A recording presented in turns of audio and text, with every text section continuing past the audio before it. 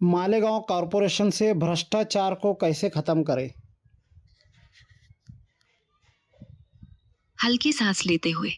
मालेगांव नगर निगम में भ्रष्टाचार खत्म करने का आसान तरीका।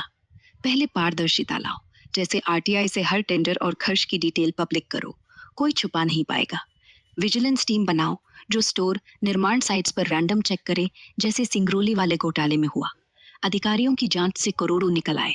लोकपाल लोकायुक्त जैसी व्यवस्था सख्त करो। विसल ब्लोअर को सुरक्षा दो ताकि लोग डर न लगे शिकायत करने में।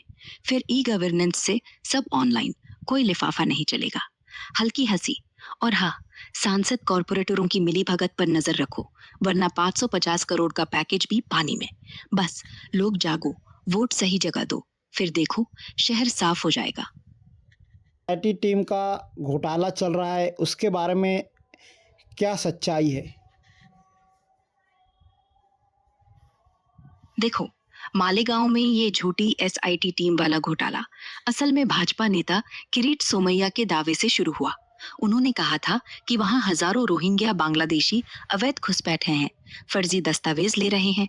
सरकार ने एसआईटी बना दी, लेकिन जांच में कोई अवैध अप्रवासी नहीं मिला। बस कुछ मुसलमानों को दस्तावेज फॉर्जरी के लिए पकड़ा। जैसे जन्म प्रमाण पत्र घोटाले में 2 अधिकारी गिरफ्तार, 3000 से ज्यादा फर्जी सर्टिफिकेट कैंसिल। गंभीरता से सच्चाई ये कि ये राजनीतिक ड्रामा था, सांप्रदायिक माहौल बनाने का। लोग कहते हैं एसआईटी ने बस हिंदुत्व का एजेंडा चलाया, असली अपराधी घूम रहे। हल्की हंसी। वरना अगर इतनी जांच होती तो शहर में शांति क्यों न हो। बस अफवाहें फैलाओ, वोट बटोरो, यही तो खेल है। मालेगांव शहर में वोट चोरी की सच्चाई क्या है?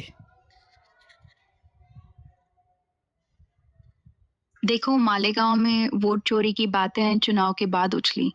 कांग्रेस और स्थानीय नेता जैसे आसिफ शेख कहते हैं कि 40,000 से ज्यादा फर्जी वोट डाले गए। जैसे एक घर में हजारों नाम और रिजल्ट में एआईएमआईएम जीता तो शक बढ़ा। गंभीर होकर पर भाजपा की तरफ से उल्टा आरोप। किरण सोमैया दावा करते हैं कि वहां वोट जिहाद चला। एक सिराज नाम के शख्स ने 150 करोड़ की फंडिंग से मुसलमानों के वोट खरीदे, बोगस कंपनियों के पैसे से। और एटीएस जांच कर रही है, लेकिन अभी तक कोई ठोस सबूत नहीं निकला। बस राजनीतिक चालबाजी लगती है। सच्चाई, चुनाव आयोग कहे कोई बड़ा घोटाला नहीं, बस कुछ दस्तावेज फर्जी थे, पर लोग दोनों तरफ से चिल्ला रहे हैं। वोटर लिस्ट साफ करो, वरना अगली बार तो असली ड्रामा होगा।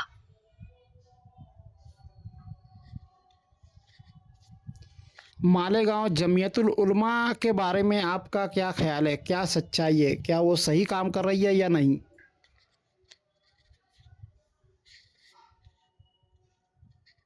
जमीयत उल उलमा ए हिंद तो मुसलमानों के हक के लिए लड़ती है। मालेगांव ब्लास्ट में मारे गए लोगों की तरफ से एनआईए कोर्ट के फैसले को हाई कोर्ट में चुनौती दी।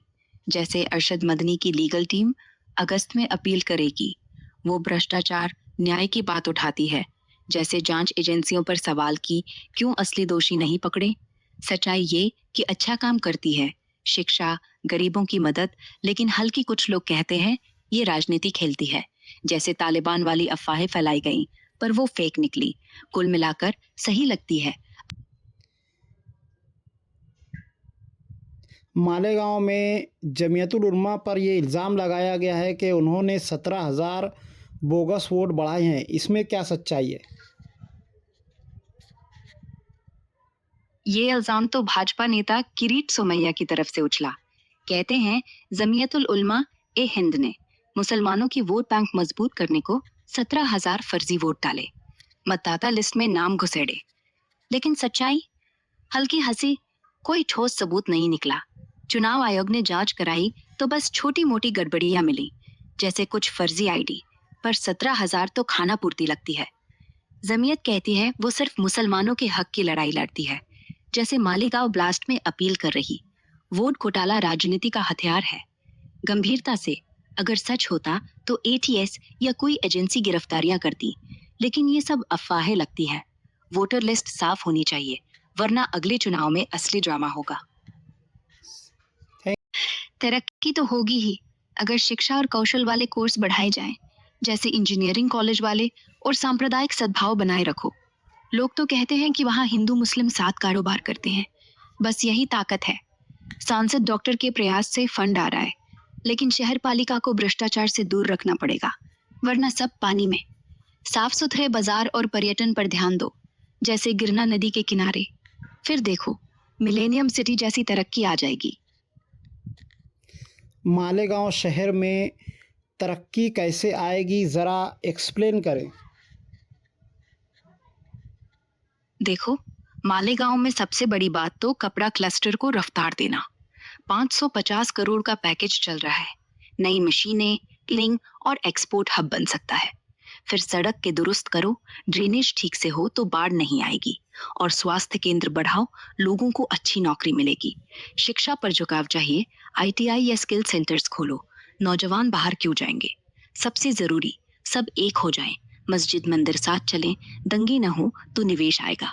पर्यटन भी बुरा नहीं, गिरना नदी, किला। बस सफाई रखो, भ्रष्टाचार हटाओ और थोड़ी प्लानिंग। वरना जय हल्का हंसते हुए, मिलेनियम तो छोड़ो, गांव भी बन जाएगा।